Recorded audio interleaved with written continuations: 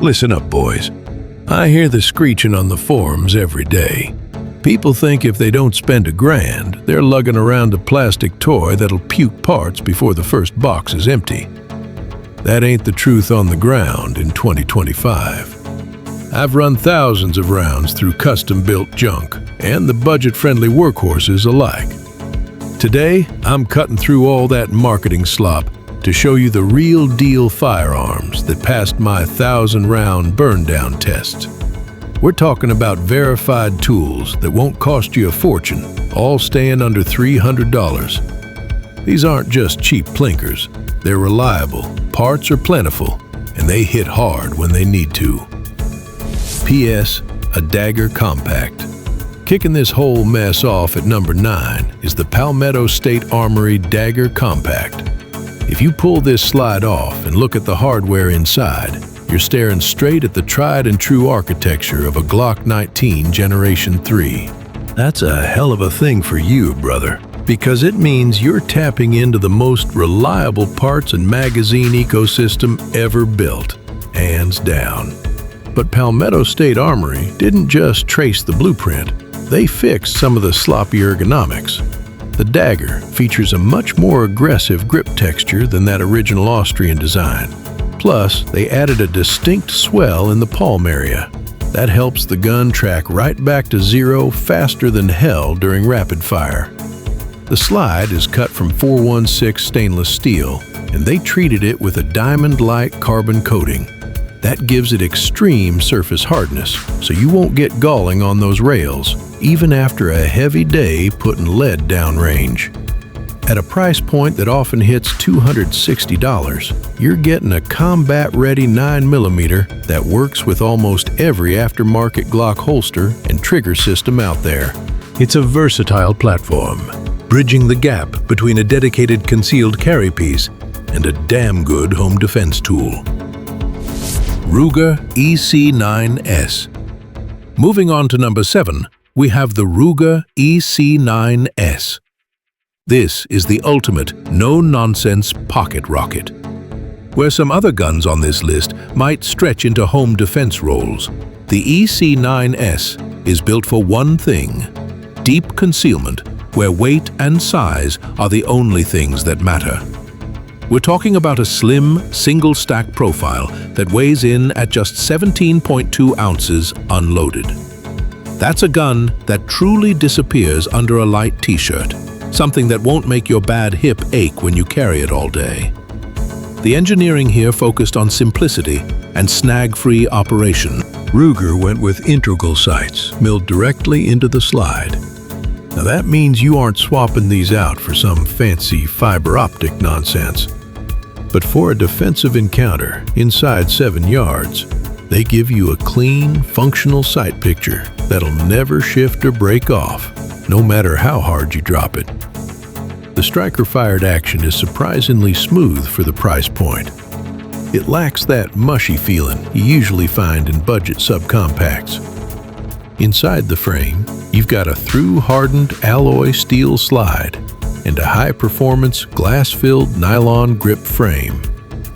That material choice is crucial because it gives you the structural rigidity needed to handle the snappy recoil of defensive 9mm loads without the frame flexing like cheap junk. In my testing, even out to 100 yards, this 3-inch barrel stayed remarkably consistent.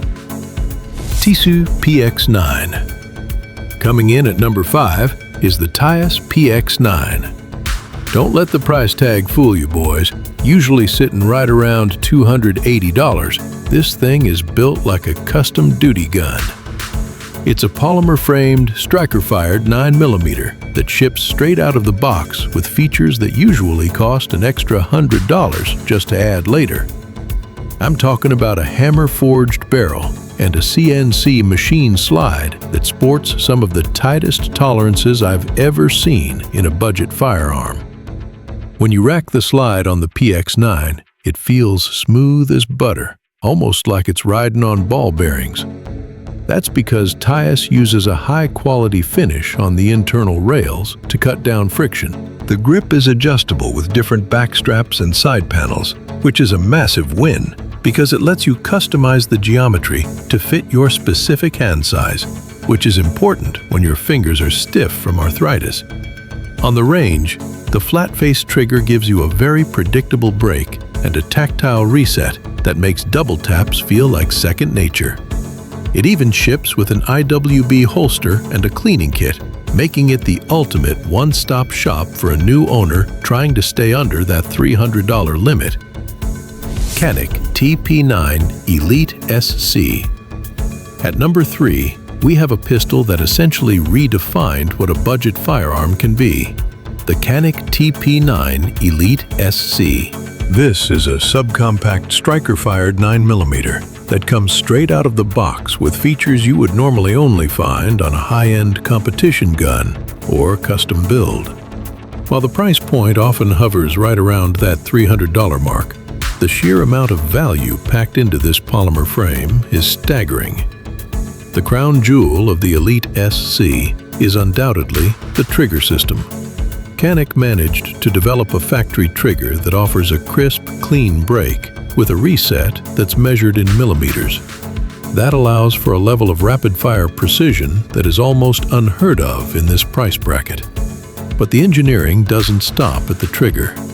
The slide is finished in a tungsten gray Cerakote for maximum surface hardness, and it's cut for optics right from the factory, meaning you can mount a red dot without the expensive trip to a machine shop. Under the hood, you've got a 4-inch match-grade barrel and a dual-spring recoil assembly designed to cycle everything from cheap 115-grain plinking ammo to heavy-duty 124-grain NATO rounds. The kit even includes a loaded chamber indicator and ambidextrous slide stops, making it a dream for left-handed shooters. Out of my 1,000-round testing, the Elite SC showed zero signs of premature lug wear or spring fatigue. For under $300, you aren't just buying a pistol, you're buying a highly refined tactical ecosystem that's ready to rock. Ruger GP100.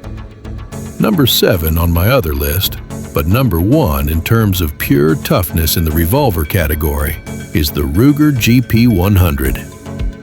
Back in 1985, Ruger didn't just decide to make another revolver. They decided to build a tank that fits in a holster. The GP100 wasn't some experiment. It was the answer to every failure point found in earlier wheel guns. Shooters wanted something that couldn't be killed, and Ruger delivered. This thing is built like a bank vault door. The triple locking cylinder locks up into the frame at the front, rear, and bottom. That creates a lockup so tight it feels like it was welded shut.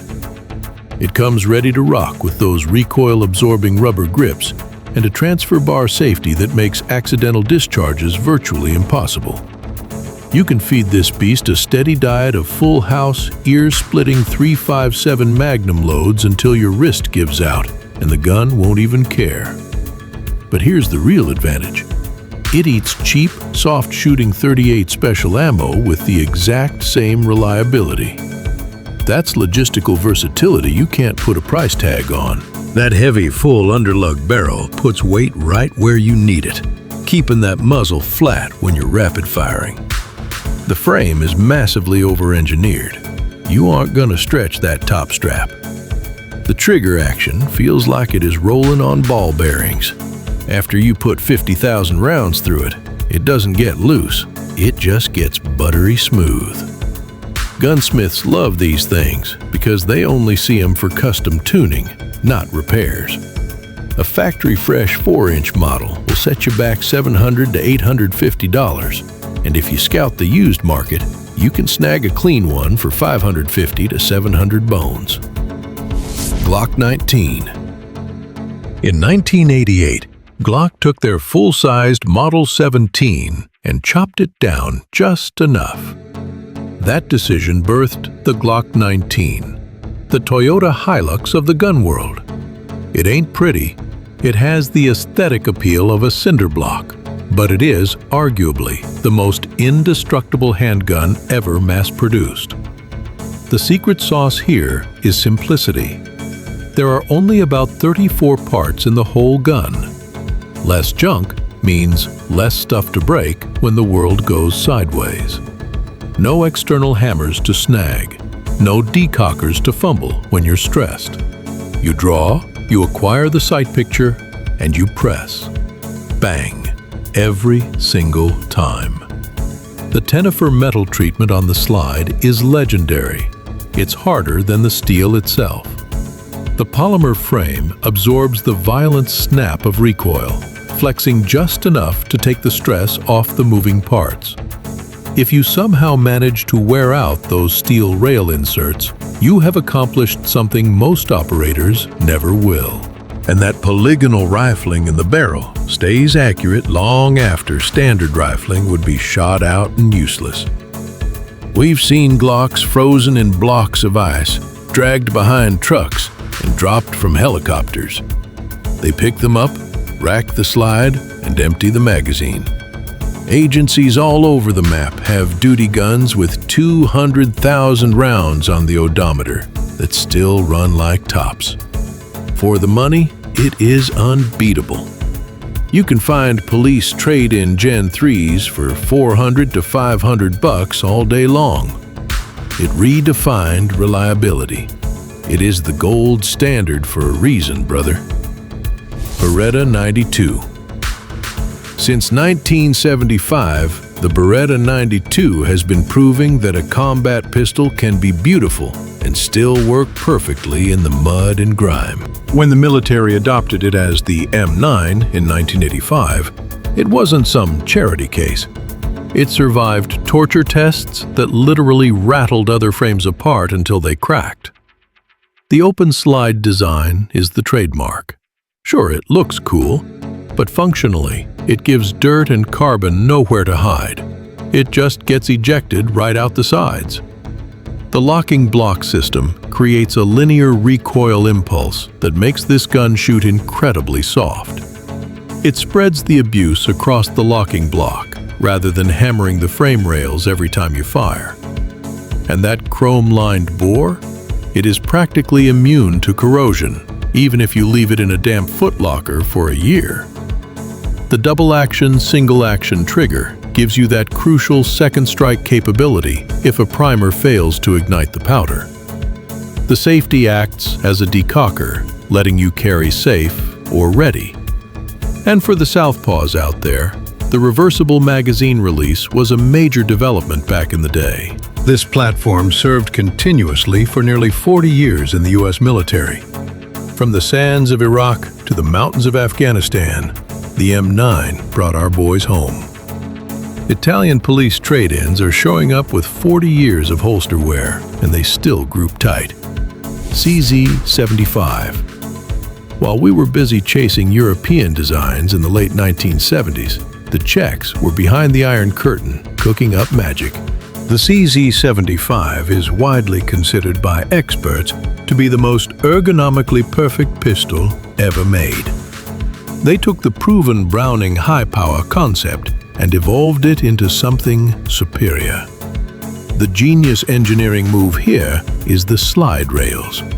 On a CZ, the slide rides inside the frame, not over the top of it like every other gun on this list.